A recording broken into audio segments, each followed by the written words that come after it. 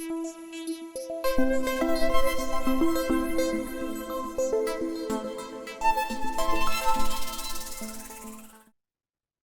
let's say you have two uncharged metal spheres. They're connected with a wire, a metal wire, and the radius of the sphere 1 is 3 times the radius of the sphere number 2. Now, what happens if I put 10 Coulomb of charge on, let's say, the first sphere? How much charge will be on top of the sphere number 2?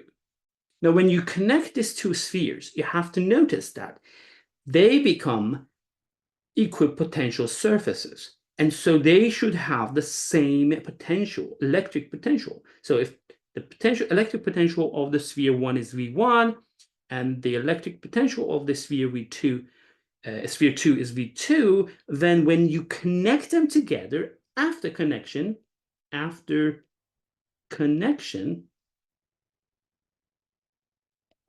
V1 should be equal to V2.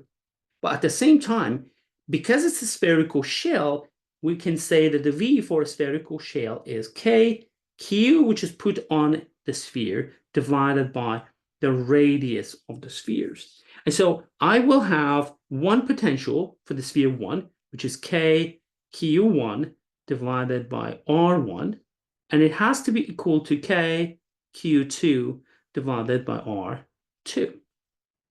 K is the constant, so I can cancel it from both sides. So you will end up with Q1 divided by R1 equal to Q2 divided by R2. And so Q1 divided by Q2 would be technically R1 divided by R2.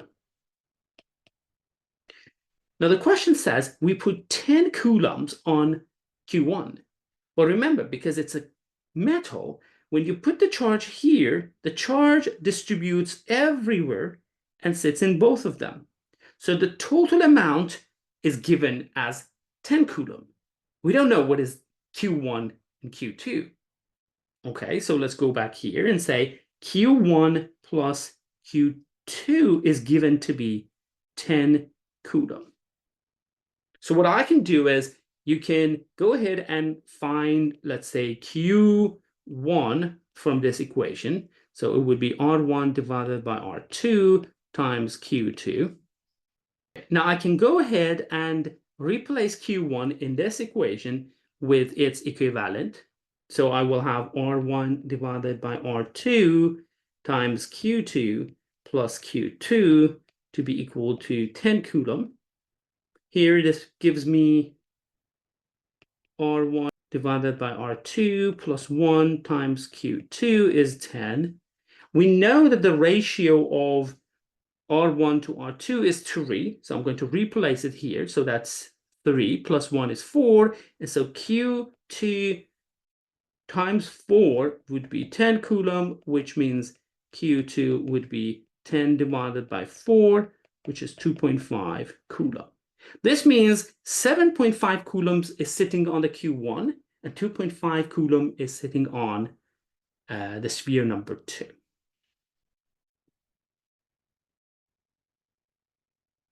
Okay, now let's assume that you have two uncharged metal spheres, and initially there's no charge on them, but now you connect them with the wire, and they become equipotential surfaces. But then you will put 10 Coulomb of charge on Q1.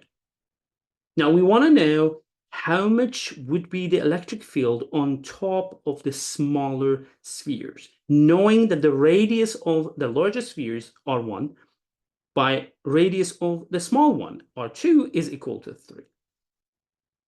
Okay, so this is a equipotential surface, but the electric field won't be the same. So how much is the electric field on top of the sphere, spherical shell? Well, the electric field would be K, Q, the amount of charge that we put, let's say, on top of the electric field, the sphere number 1, divided by the radius of the sphere 1 to the power of 2. That would be the electric field on top of the sphere 1. The electric field on top of the sphere number 2 would be similar idea, except now you have Q2 and then R2 to the power of 2. Now, we don't know exactly what Q1 and Q2 are, but we can find Q1 and Q2, the ratio, from this idea that there's two surfaces or equipotential surfaces. But I can make it even simpler. I can go ahead and then divide this E1 by E2. So I can calculate E1 divided by E2. And then we will find that it's the ratio of the Q1 by the Q2 times the ratio of the radius, the inverse of radius, to the power of 2. If you follow the idea that these two surfaces are equipotential surfaces, what you will find that the two potentials are the same, and thus KQ1 by R1 is the same as KQ2 by R2, which tells you that this ratio, K is constant, they cancel out, the ratio of Q1 to Q2 is the same as the R1 to R2, which I'm going to take this one and replace it in this part. And so I will get the ratio of the electric field at the top of the sphere number 1 divided by electric field at the top of the sphere number 2 would be, this would be R1 divided by R2, this would be R2 squared divided by R1 squared, 1 cancels 1, one of them cancels 1, and it would be inverse, it would be R2 divided by R1.